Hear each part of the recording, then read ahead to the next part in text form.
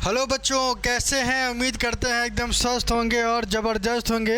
आज का जो विशेष टॉपिक भी जो मैं चर्चा करने वाला हूं, मैं आपको बता दूं कि आज सूट सिस्टम पे चर्चा करने वाले हैं। ये ऐसा टॉपिक है जो रूट के ठीक बाद ही हम इसको पढ़ते हैं, और क्योंकि रूट और सूट का जो कॉम्बिनेशन है दोनों का एक दूसरे से जुड़ा हुआ है। चाहे फोटोसिंथेसिस के, चाहे फूड न्यूट्रिशन की बात करें या वाटर से सॉइल और मिनरल के एब्जॉर्प्शन की बात करें, तो दोनों चीज़ें एक दूसरे से जुड़ी हुई हैं। ठीक है, तो इसी वजह से रूट के बाद हम लोग आज सूट पढ़ेंगे। जैसे कि मॉर्फोलॉजी की टॉपिक पे मैं बराबर चर्चा कर रहा हूं, और मैं पहले क्लास मैंने कल पढ़ाया था, और आज का जो टॉपिक है सूट सिस्टम के बारे में डिटेल में चर्चा करेंगे। और ये मैं आपको बता दूं कि शाम को 7 बजे की ये क्लास है, और इस क्लास में हम उन सब पॉइंट्स के बारे में चर्चा करते हैं जो आपके एग्ज़ाम के लिए बहुत ही महत्वपूर्ण है। और जो बच्चा नया है हमारे चैनल पे, चैनल को सब्सक्राइब कर ले, क्योंकि उनके लिए एक ऐसा कॉम्बिनेशन जो किसी भी प्लेटफॉर्म पर नहीं मिलेगा। ठीक है, तो यहाँ पे अभी तक हमने जो टॉपिक अभी हमने जो कवर किया है, लिविंग वर्ड्स की बात करें तो लिविंग वर्ड मैंने कंप्लीट किया। उसके बाद बायोलॉजिकल क्लासिफिकेशन आपका आता है यूनिट फर्स्ट का, उसको कंप्लीट किया। फिर थर्ड चैप्टर प्लांट किंगडम, उसको कंप्लीट किया। और फोर्थ चैप्टर एनिमल किंगडम, और फिफ्थ चैप्टर आपका ये जो है मॉर्फोलॉजी ऑफ फ्लोरिंग प्लांट के बारे में मैं लगातार डिस्कस कर रहा हूँ। एक चीज़ मैं और आपको बता दूं कि डेली शाम को 8 बजे एक नए कॉन्सेप्ट को मैं लेके आ रहा हूं लगातार। ठीक है ना, वहां पे हम वन लाइनर होगा एक एक चैप्टर का, मतलब उसमें 100 से 200 ऐसे पॉइंट होंगे जिसका हम तोड़ के रखेंगे, और उससे संबंधित जितने प्रश्न बन सकते हैं उन सभी का हम जिक्र भी करेंगे। ठीक है, तो वन लाइनर क्वेश्चन आपके 4 दिन होंगे, और एक दिन ट्रिकी बायोलॉजी होगा। ट्रिकी बायोलॉजी बृहस्पतिवार के दिन होगा, और इस टाइम मैं आपको बता दूं कि यहाँ पे जो ट्रिकी बायोलॉजी होगा वो एक चैप्टर का मात्र 15 से 15 मिनट के अंदर वो पूरा का पूरा चैप्टर कंप्लीट हो जाएगा। जिस आधार पे जितना बड़ा चैप्टर होगा उसी आधार पर उसका टाइम भी होगा, तो ये फिक्स नहीं कर सकते, लेकिन इतना मान के चलिए कि रिवीजन आपका 1 से 1.5 घंटे में वन लाइनर जो क्वेश्चंस हैं उनके और ट्रिकी बायोलॉजी, ये दोनों चीज़ आप बराबर आपको बृहस्पतिवार को मिलेगा। बाकी 3 दिन आपको सोमवार, मंगलवार और बुधवार वन लाइनर क्वेश्चन आपको मिलेंगे। बाकी फ्राइडे और सैटरडे को प्रीवियस चैप्टर के जो MCQ है जो मैं पढ़ा चुका हूँ, उसी को मैं MCQ भी लेके आऊँगा हफ्ते में 2 दिन। तो पूरा शेड्यूल है, पूरे तरीके से मैं ये प्रयास कर रहा हूँ कि आपको जो भी मिले एकदम बेहतरीन मिले इस यूट्यूब चैनल के माध्यम से। और जो बच्चे चैनल पे नए हैं वो लाइक ज़रूर करें, कमेंट ज़रूर करें यदि आप कहीं भी किसी भी स्टेट से हमसे जुड़े हुए हैं। ठीक है, और इसके बाद मैं एक चीज़ और प्लान कर रहा हूँ कि 5:30 बजे मैं NCERT लेके आने वाला हूँ। NCERT to the point, one line by line जो है एक्सप्लेनेशन के साथ हम चैप्टर को कवर करेंगे। ठीक है, तो चलिए देखते हैं आज का जो टॉपिक है सूट सिस्टम के बारे में चर्चा करेंगे। सूट क्या है? सबसे पहली बात देखिए, किसी भी कॉन्सेप्ट को पढ़ने से पहले हमको एकदम बेसिक कैरेक्टर को समझना होगा। जब हम बेसिक चीज़ को समझ लेंगे तो चीज़ें एकदम क्लियर हो जाएंगी। तो यहाँ से सबसे पहले एक टर्म आपका है सूट सिस्टम किसे कहते हैं। यह 2 शब्दों से मिलकर बना है। पहला शब्द है आपका सूट है, और दूसरा जो टर्म है सिस्टम है। ध्यान रखिएगा। और सूट क्या है? सूट में हम लोग क्या क्या पढ़ते हैं? सूट एक्चुअली स्टेम नहीं है, वो पूरी तरीके से स्टेम भी पढ़ते हैं, और स्टेम के साथ साथ हम लोग ब्रांचेस भी पढ़ते हैं, लीफ पढ़ते हैं, फ्लावर, फ्रूट और सीड। ये सारी चीज़ें हम लोग सूट के अंतर्गत पढ़ते हैं। और जब सूट एक फंक्शन क्रिएट करता है तो उसी को हम क्या कहते हैं? सूट सिस्टम कहते हैं। इस बात को एकदम दिमाग में बैठा लीजिए, रख लीजिए कि पहले ही शब्द को डिफाइन करके देखिए। शब्द को जितना डिफाइन करेंगे बायोलॉजी में उतना ही ज़्यादा ये सरल होगी, और उतना ही ज़्यादा आपके दिमाग में स्थिर भी रहेगा। याद रखने का कोई कॉन्सेप्ट नहीं है, याद नहीं करना है, सिर्फ और सिर्फ सिर्फ आपको शब्दों को तोड़कर सीखने की कला जो है शुरुआत करनी है इस माध्यम से, ठीक है। तो चलिए देखते हैं आज का जो विशेष टॉपिक पे मैं चर्चा करने वाला हूँ, सूट सिस्टम के बारीकियों को समझते हुए, शब्दों को तोड़ते हुए हम लोग आगे की तरफ बढ़ेंगे। तो पहला पॉइंट आपका क्या कह रहा है, stem is the ascending part of the plant that develop from plumule of the seed. Seed के प्लम्यूल से क्या निकलते हैं, प्लांट का जो स्टेम होता है वो निकलता है, ठीक है ना। प्लांट का जो स्टेम सिस्टम है वो कहाँ से निकलता है, प्लम्यूल से निकलता है। मैंने पहली क्लास मैंने आपको कल बताया भी था कि सीड का जो कैरेक्टर है, सीड से दो चीज़ें निकलती हैं। सीड जब जर्मिनेट करेगा, जर्मिनेट करने के लिए क्या चाहिए, वाटर, टेम्परेचर और एयर या ऑक्सीजन चाहिए, ठीक है। ये तीन का कॉम्बिनेशन होना चाहिए और इन तीन कॉम्बिनेशन के साथ ही कोई भी सीड क्या करता है, जर्मिनेट करता है। जर्मिनेट करने पे दो चीज़ें निकलती हैं, एक होता है आपका रेडिकल होता है, दूसरा क्या होता है, प्लम्यूल होता है। तो रेडिकल के बारे में मैंने आपको क्या बताया था, ध्यान रखिएगा। रेडिकल से रूट का फॉर्मेशन होता है, जबकि प्लम्यूल से सूट का या स्टेम का फॉर्मेशन होता है। ये आपको ध्यान रखना है, ठीक है। तो चलिए देखते हैं पहला जो पॉइंट क्या कह रहा है कि ascending part of the plant that develop from plumule of seed. कोई भी सीड से, किसी भी सीड से, चाहे डाइकॉट प्लांट का हो या मोनोकॉट का हो, उन सभी में आपको ये कैरेक्टर देखने को मिलेगा। एक पोर्शन आपका नीचे की तरफ जाता है और दूसरा पोर्शन सेम पोजीशन से ऊपर की तरफ जाता है। तो ऊपर वाले पोर्शन को क्या कहते हैं, प्लम्यूल कहते हैं। क्या कहते हैं, प्लम्यूल कहते हैं। जबकि नीचे वाले पोर्शन को रेडिकल कहा जाता है। क्या कहा जाता है, रेडिकल। और रेडिकल से फॉर्मेशन जो होता है वो किसका होता है, रूट का होता है, ठीक है। तो ये बात आपको ध्यान रखना है। तो असेंडिंग का मतलब क्या होता है, पहले यही समझ लीजिए। असेंडिंग का मतलब जो नीचे से ऊपर की तरफ जाए, और ऐसे टर्म को क्या कहते हैं, असेंडिंग ऑर्डर कहा जाता है। तो कहने का मतलब साफ है, एकदम क्लियर है। किसी भी प्लांट का जो स्टेम होता है वो नीचे से क्या होता है, ऊपर की तरफ जाता है। ऐसे कैरेक्टर को क्या कहते हैं, असेंडिंग कहा जाता है। इस बात को आपको ध्यान रखना है, ठीक है। इसके बाद सेकंड पॉइंट क्या कह रहा है, ध्यान रखिएगा, बड़ा मज़ेदार है और इस टॉपिक को समझते हुए हम लोग आगे की तरफ बढ़ेंगे। क्या कह रहा है, जब it's is a positively phototropic, ध्यान रखिएगा। पॉजिटिवली का मतलब क्या होता है, ऐसा कैरेक्टर जो धनात्मक, जो पॉजिटिव डायरेक्शन में जाए। यहाँ पे डायरेक्शन से मतलब है पॉजिटिव का।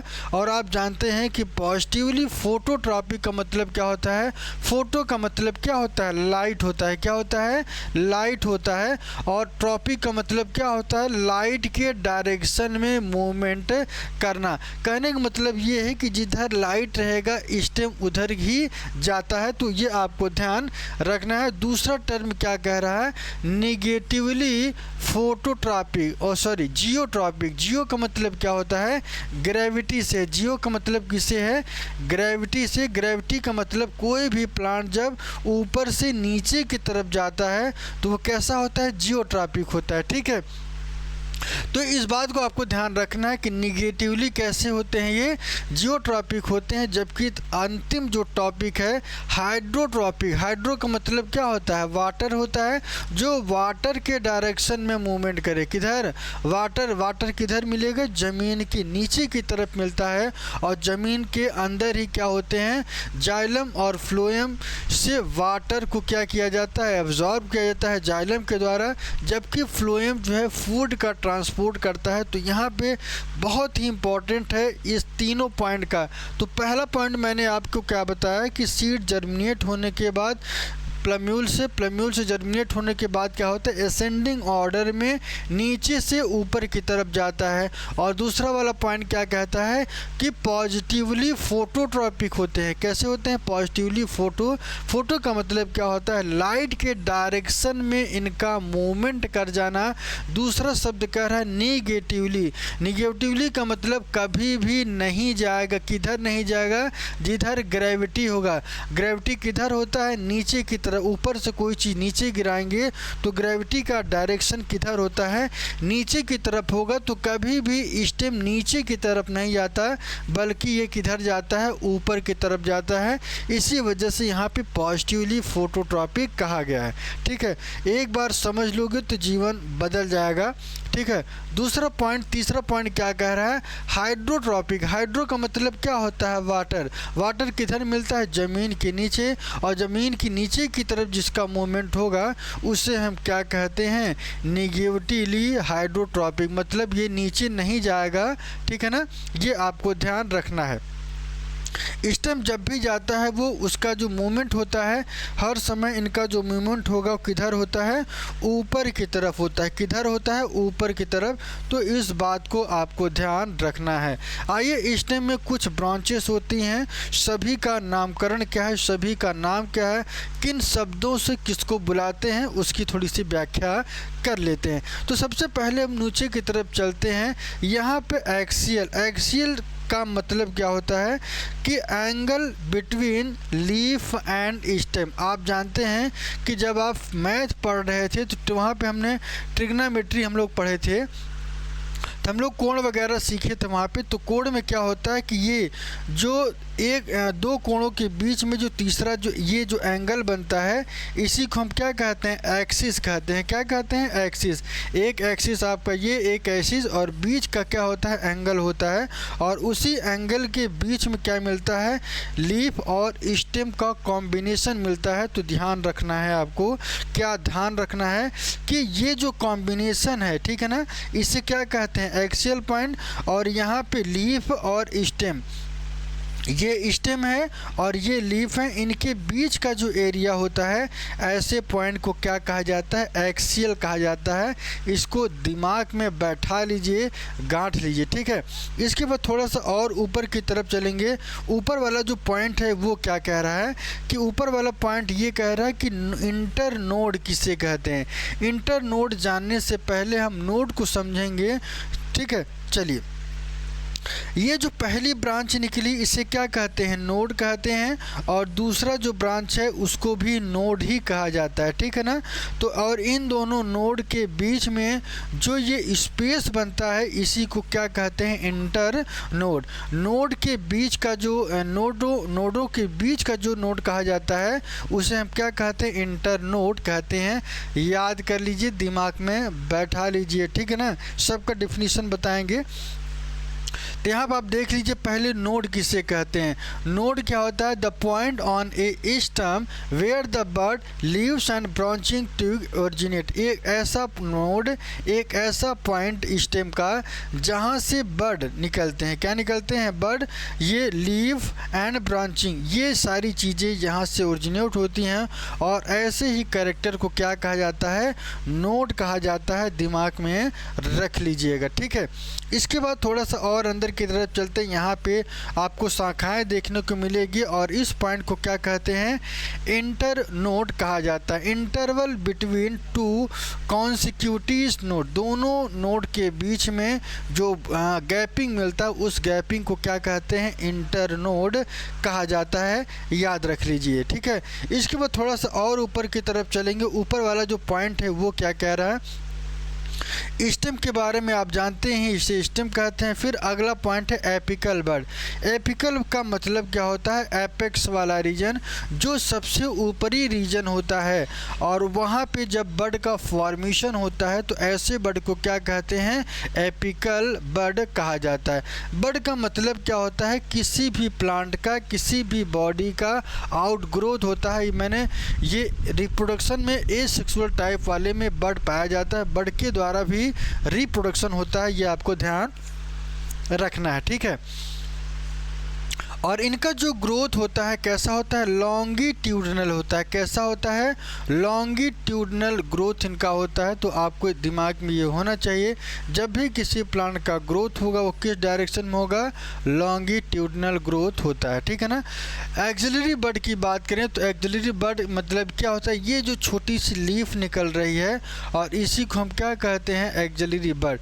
Condensed embryonic shoot growth at the axial that grow grow into leaf और ब्रांचेस। लीफ और ब्रांचेस में ये जो एक्सियल बड्स होते हैं ये ग्रोथ कर जाते हैं। क्या कर जाते हैं? ग्रोथ कर जाते हैं। तो इस बात को आपको ध्यान रखना है, ठीक है। चलिए, उम्मीद करते हैं इस स्लाइड का कोई भी ऐसा चीज़ जो आपको न समझ में आया हो आप हमको पूछ सकते हैं, क्लियर कर सकते हैं। सभी पॉइंट को मैंने बता दिया है। यदि फिर भी न समझ में आए तो एक छोटा सा प्यारा सा कमेंट ज़रूर करिए। जब अगली क्लास पढ़ाएंगे तो वहाँ पे हम आपको इसके बारे में बताएंगे, ठीक। चलिए आगे की तरफ चलते हैं और अगला पॉइंट क्या कहता है, सूट सिस्टम का फंक्शन क्या है। ध्यान रखिएगा, फंक्शन का मतलब क्या होता है, यह सूट सिस्टम किस तरह से काम करता है, ठीक है ना। तो यहाँ पे सबसे पहले इसको आप देख लीजिए कि इसमें क्या क्या चीज़ें हैं, ठीक है ना। नीचे से प्लांट है, यहाँ से आप देखेंगे कि ये जो सफ़ेद वाली डंडी आपको दिख रही है ये वाटर को एब्जॉर्ब कर रही है, वाटर को ट्रांसपोर्ट कर रही, कहाँ से, नीचे से प्लांट के सभी शाखाओं में, ठीक है ना। और पानी के साथ साथ इनको क्या मिल रहा है, न्यूट्रिशन मिल रहा है। क्या मिल रहा है, न्यूट्रिशन मिल रहा है। तो यहाँ पे लिखा भी है कि conduction of water, food and mineral, भोजन और मिनरल का क्या होता है, कंडक्शन होता है। किसके द्वारा होता है, जाइलम और फ्लोएम। जाइलम क्या करता है, जल को ले जाता है, और फ्लोएम क्या करता है, भोजन को जो फोटोसिंथेसिस के माध्यम से बना होता है वह रूट के अंतिम पॉइंट तक पहुंचाता है। शूट में तो पहुंचाएगा ही, साथ साथ इस रूट के अंतिम छोर तक पहुंचाता है जिससे उसको भी प्रॉपर न्यूट्रिशन मिलता रहे। तो यहाँ पे मैंने आपको क्या बताया कि conduction of water and food and mineral की बात करें तो ये आपको ध्यान रखना है। इसके बाद अगला जो पॉइंट है, स्टेम आल्सो स्टोर्ड फूड। ध्यान रखिएगा, स्टेम और क्या करता है, भोजन को स्टोर करता है। ये आप जो देख रहे हैं इसमें भोजन भी बराबर मात्रा में स्टोर रहता है। जब किसी शाखा में या प्लांट को ज़रूरत पड़ती है तो क्या करता है, डिस्ट्रीब्यूट कर देता है, ठीक है। चलिए आगे की तरफ चलते हैं और अगला पॉइंट क्या है, थोड़ा सा ध्यान रखिएगा। अगला पॉइंट है वेजिटेटिव प्रोपेगेशन। मैंने आपको बताया था कि ये भी एक तरीके का रिप्रोडक्शन है जिसे हम क्या कहते हैं, वेजिटेटिव। ज़्यादातर ये प्लांट में देखने को मिलता है। हम लोग जानते हैं बचपन से कि रोज़ का एक ऐसा प्लांट होता है जिसे हम कटिंग करके क्या करते हैं, लगा देते हैं, कटिंग करके लगा देते हैं। आपने पोटैटो लगाया होगा, उसका भी काट करके हम लोग ज़मीन में लगा देते हैं। तो वो क्या होता है, एक तरीके का वेजिटेटिव प्रोपेगेशन कंप्लीट करता है। और ये आपको किस में देखने को मिलेगा, रोज़ में, ठीक है। चलिए अगला जो पॉइंट है वहाँ पे चलते हैं। बड हेल्प द प्लांट ग्रोथ। ये जो बड है, ध्यान रखिएगा, बड हेल्प द प्लांट ग्रोथ। बड क्या करता है, प्लांट के ग्रोथ में मदद करता है। मैं पहले भी बता चुका हूँ, किसी भी प्लांट का बड जो है, बड एक्चुअली होता क्या है, किसी भी बॉडी का, किसी भी प्लांट का आउट ग्रोथ होता है, दैट इज़ कॉल्ड बड। और बड की अगर हम बात करें तो बड के ही द्वारा, चाहे इस ब्रांच की बात करें या इस ब्रांच की, इस ब्रांच की या इस ब्रांच की, कहीं ना कहीं सब का बड का रिस्पॉन्सिबिलिटी होती है। अगर यहाँ से निकलेगा तो एक्सियल बड हो जाएगा और यहाँ से निकलेगा तो एपिकल बड हो जाएगा। तो आपको ऐसे याद रखना है, ठीक है। इसके बाद थोड़ा सा और आगे की तरफ चलते हैं। सपोर्ट्स की बात करें तो सपोर्ट में aerial part like fruit flower और लीव्स, और फ्रूट के ही अंदर एक चीज़ और आपको मिलता है, सीड मिलता है। तो ये क्या करते हैं, सभी कुछ सपोर्ट करता है। कुछ देर के लिए अगर ये देखा जाए, अगर ये शाखाएं ना हो, तो ना तो आपको फ्लावर दिखेगा, ना तो फ्रूट दिखेगा, ना तो सीड दिखेगा, ना तो लीव्स दिखेंगे। तो सबसे बड़ा रोल है खासकर स्टेम का, और इसी वजह से इन्हें क्या कहा जाता है, शूट सिस्टम कहा जाता है। सामूहिक रूप से जो शब्द का प्रयोग किया गया है इनके लिए ये क्या है, शूट सिस्टम है। अगला जो पॉइंट है, मॉडिफिकेशन की बात करें, इनके शरीर का मॉडिफिकेशन कैसे हुआ है। ध्यान रखिएगा, मॉडिफिकेशन का मतलब होता है किसी भी चीज़ का, किसी भी ऑर्गन का अपडेट वर्जन। जैसे आपने देखा होगा कि किसी भी चीज़ की कोई शुरुआत होती है तो पहले क्या होता है, एक मार्केट में आ गया और फिर धीरे धीरे उसको अपडेट करते रहते हैं और नई नई चीज़ें लाते रहते हैं जिससे वो बराबर मार्केट में बना रहे। तो ठीक उसी तरीके से आपने मोबाइल भी देखा है। मोबाइल शुरुआती में कौन सी आई थी? कीपैड वाली आई थी, उसके बाद टच वाली स्क्रीन टच की मोबाइल आई, ठीक है ना। उसके बाद लैपटॉप, टैबलेट, दुनिया भर की जितने भी इलेक्ट्रॉनिक डिवाइस थे सब उसी के बेस पे आने लगा, ठीक है ना। और अब तो ये सिस्टम है कि इन सभी का मॉडिफिकेशन उसी तरीके से हुआ। ये धीरे धीरे क्या हुआ, पहले रूट बना, फिर स्टेम बना, फिर स्टेम में भी अलग अलग प्रकार के थे, तो उन्हीं को ये बताया गया। तो यहाँ पे आइए देखते हैं एक एक टॉपिक को। सबसे पहले मैंने आपको क्या बताया कि अंडरग्राउंड स्टेम मॉडिफिकेशन। अंडरग्राउंड का मतलब, अंडर का मतलब क्या होता है? ग्राउंड और स्टेम तोड़ दीजिए। अंडर का मतलब ज़मीन के अंदर वाला जो पोर्शन होता है स्टेम का, उसे क्या कहते हैं? अंडरग्राउंड स्टेम मॉडिफिकेशन कहा जाता है, ठीक है। चलिए सबसे पहले मैं आपको बता दूं कि अंडरग्राउंड स्टेम ऑफ पोटैटो, यहाँ पे क्या देखने को मिलता है आपको?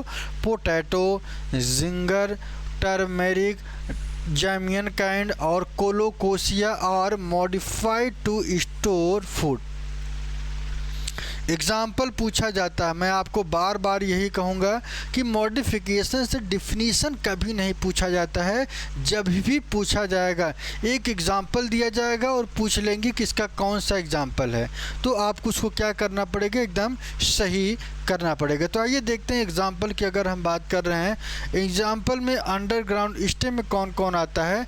पोटैटो, गिंगर, इन सभी का ट्रिक भी देंगे। देखिए पहले चीज़ों को समझ लीजिए, समझने के बाद इनका ट्रिक भी देंगे। और ट्रिक कब देंगे? 8 बजे वाली क्लास में। ये 7 बजे की है और 8 बजे वाले में आपको क्या देंगे? ट्रिक देंगे, जुगाड़ देंगे, मतलब किसी भी तरीके से आपको रटाएंगे। अगर सब यहीं भर के देंगे तो फिर कन्फ्यूजन होगा, सब भ्रष्ट हो जाएगा, ठीक है।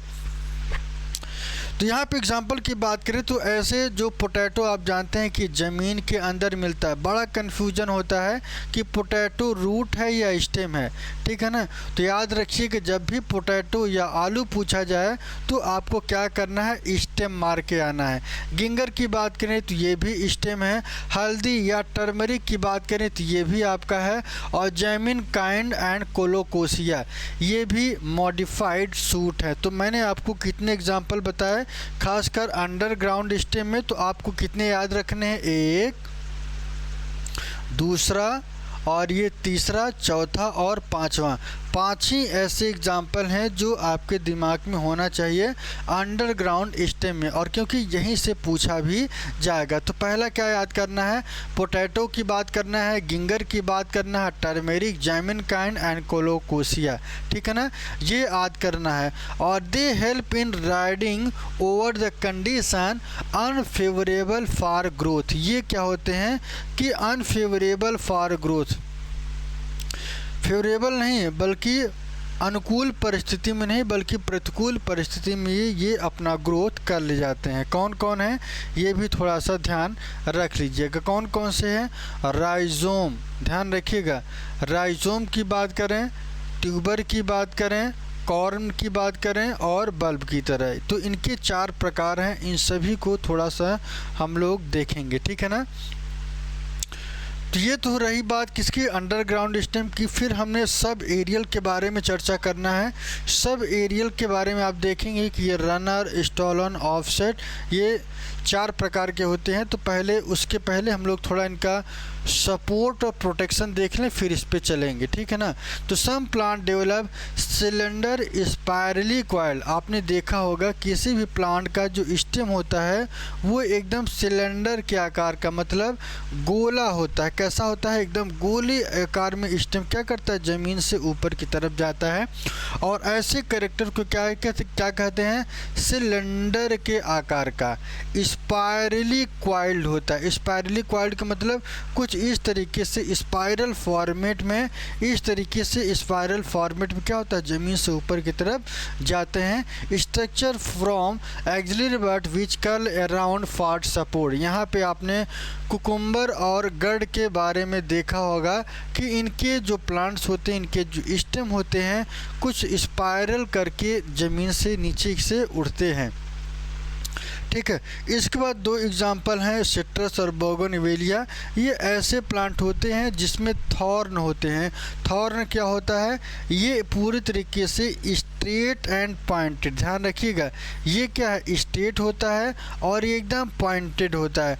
In other axillary bud modified into woody straight and pointed thorn which protect from predator and conserve water. ये क्या करता है?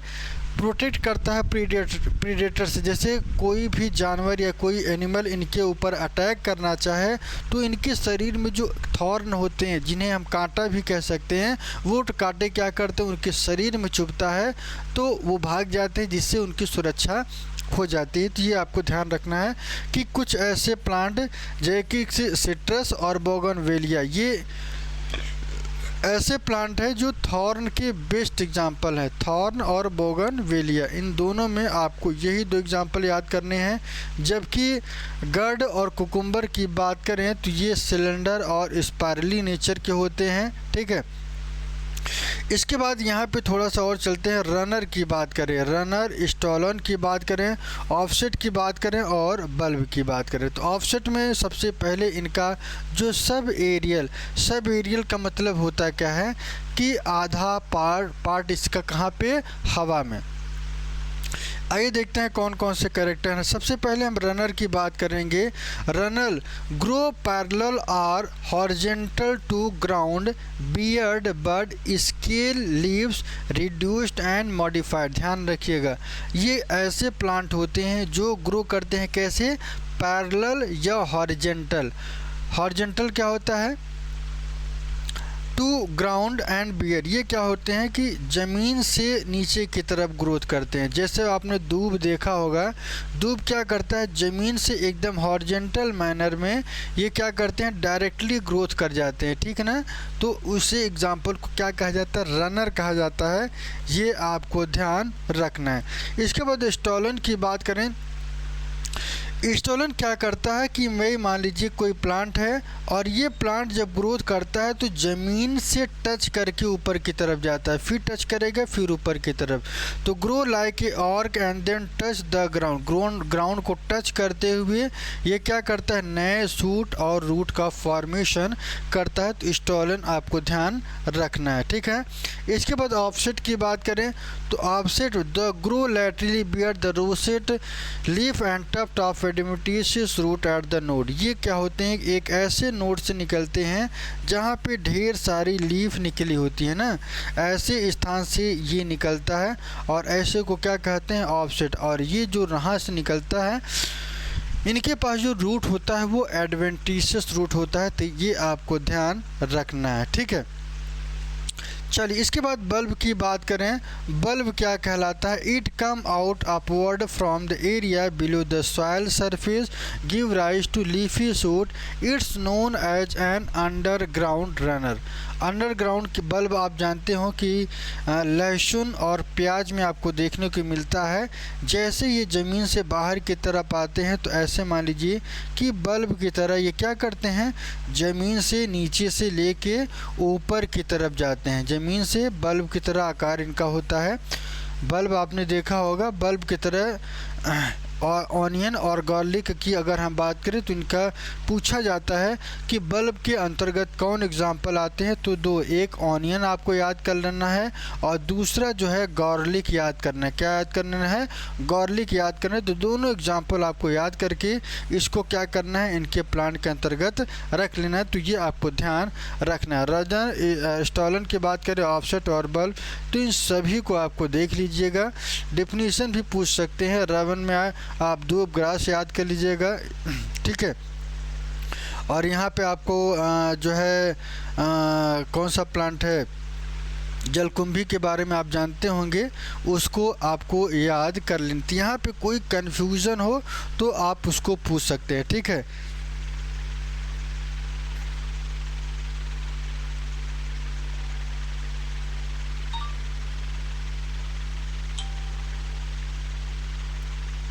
एक बार देख लीजिए और इसके बाद मैं आपको बता दूं कि बहुत ही इम्पोर्टेंट टॉपिक है, ठीक है ना। यहाँ पे कुछ एग्जांपल की अगर हम बात करें तो एग्जांपल में आपको अगर स्ट्रॉबेरीज, दूब ग्रास, इसका आपको रनर में याद कर लेना है। और स्टोलन की बात करें तो स्टोलन में आपका एग्जांपल जो है